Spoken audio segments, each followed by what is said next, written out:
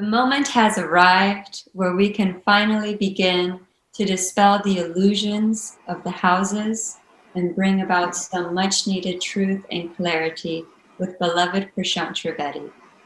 So the first house is the ascendant. It sets up the whole chart. And what they say is that it rules the head. It's about the physical body and the first impression that you make out when you meet others. Yes. What would you like to share with us today on? Yes, Jolie. To first house, I would say the most important thing, like you said, it's a body, but it's the personality. Most important thing is the personality. Okay, so whatever sign is rising on the ascendant, whatever is the personality of the sign, you will have that personality. Okay, so this personality people have been ascribing to for many years, like for 50-60 years, to the sun sign, right? You know, when in the West they used to have sun sign, Aries, Taurus, Gemini, and Yes. People said you're a Capricorn, I'm a Libra, and I'm a Virgo. And people knew the characteristics of those signs, personality traits of those signs. Okay, so whatever sign is rising on the sun, that is actually your personality. Oh. So they can shift whatever they learned about the sun sign over the years straight onto the ascendant. Wow. Okay, so they can transfer that knowledge straight into that, and it'll apply to this. Okay. Is the sun still the personality, or is that not true? No, personality is ascendant. Wow, that's okay. huge. So whatever people learned about sun sign, that will not go waste if applied to this thing called ascendant. Okay. Because the signs are like people know about, like, what Virgo is methodical, this thing, or Libra, this more airy, and so like first, like there will be like 4 types, in the like signs, there are 4 types of signs: air, fire, earth, and water, right? So your first sign will belong to, first house will belong to either of those. Okay. So from that you can tell the personality, some a whole lot about the personality. Okay, right? Okay. So that's an important part. Okay, and then there are different divisions. Like there are cardinal signs. 1, 4, 7, 10 are cardinal signs. First sign, 4th sign, 7th sign, 10th sign. Okay, then there are fixed signs: 2, 5, 8, 11. Okay, and there are signs which are neither moving nor fixed, like, so they're in between.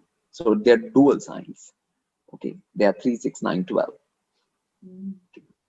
So you have these 3 types on top of the element. Okay, so movable signs will be more moving, right? They would like more movement. Yes. Fixed signs would like to stay more fixed and stable. They don't like that much movement. Okay, and dual signs will be sometimes fixed, stable, and sometimes moving. They want some stability and some movement in equal measure. What would it look like if you have Earth on a or like on a movable signs, like 2 energies that oppose each other? Would that kind of bring them into the middle to be more sometimes? Like where will that happen? Like which sign do you think that will happen? Where it'll be like movable but Earth? What is that sign? Movable 1, 4, 7, 10. Okay, and the 10th sign is 1, 4, 7, 10 movable. Yes. Yeah, and 10 is Earth, Capricorn. Yeah. So there's only one sign where movable and Earth are moving, are meeting. Yes. Okay. And what is that energy like? So that will means, like, when you move, you're moving, but you want to move only for practical purposes. Oh. You want it to be practical. Wow. Right. Oh, that's amazing. Okay, so that's a personality trait again. Okay. It defines your personality. Okay, so first house is all about personality. Okay, so it's considered the basic core house.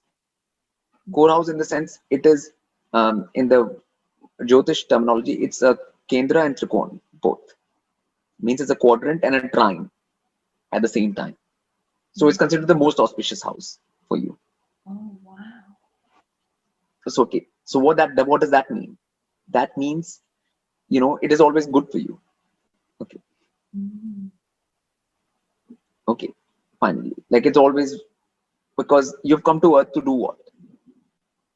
To evolve, to evolve. So it is giving you the first platform to do that. It's like the platform to start doing that. Okay. And that platform for you outer is this physical body.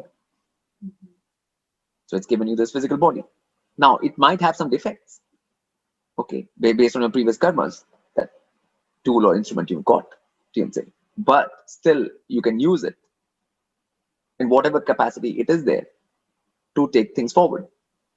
So the good positivity is, no matter how bad the thing is which you have gotten to start with, you can use it in whatever condition to evolve, no matter what condition it is.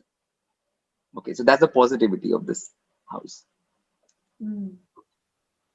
So and without this, nothing else is possible. If you don't have that, the rest of the houses have no meaning. Yes, of course. Yeah, like as long as you don't have that, nothing else matters. So it becomes like the basic core, crux, center of the chart. Everything. So all charts, you see always the first house first. Absolutely. Nothing else. You don't see the sun, you don't see the moon, you don't see where the Venus is, you don't see where Jupiter is, you don't see where the Saturn is. You just see what's the first house and where is the first house Lord gone. Yet, like if you have a sign, like if you have like Capricorn or Aquarius in the first house, that means the Lord will be Saturn. And then you see where Saturn is. Okay, that's the first thing you see in a chart. Okay, so what that means, where that placement goes energetically, what would that be like, the Lord going there? that will become the most important thing for you in your life. Wow, how powerful. Yes. So it's simply like, so like if somebody, I'll just give you one simple example. Like first Lord goes in third. Okay, for that person, will never say no to short journeys. You can say, you tell them like, okay, let's go here, like let's go there. They'll always say yes. Okay. They're always up for it. Okay, always up for communication. They can they type on the chats all day long.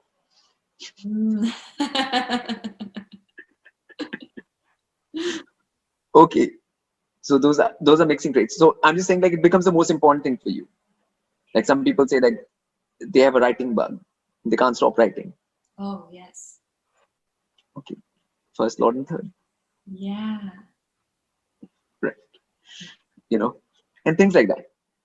And some people have like for exercise or anything, third house matters. Okay, that we will not go into that thing, because for that you'll have to understand third house. Okay, so that's why I'm just saying it is the most important thing, the first house, and wherever it Lord goes and what is there. Okay. So whatever planet is there, for example, anything, you will have the traits of that planet. So whatever graha is on the ascendant, you have the traits of that. Yes. Graha, very straight, clear in your personality, clear for everyone to see, nothing to hide, all in the front. So when you get into elder or older age, would you also look at the D9 as the new birth chart, or is that not true? your ascendant is for life. And it's your ascendant for life. Or does for this whole birth. Does the D9 ascendant become your new ascendant when you get older? No. Your ascendant will always say, that's why I'm saying your ascendant on your Rashi, like on your Bhav chart, will always, in your D1, will always stay your ascendant for your whole life. It is never going to change. D9 is the part of the sign you were born in. Like a sign is 30 degrees, okay, of Capricorn. So D9 is showing which part were you born in of that.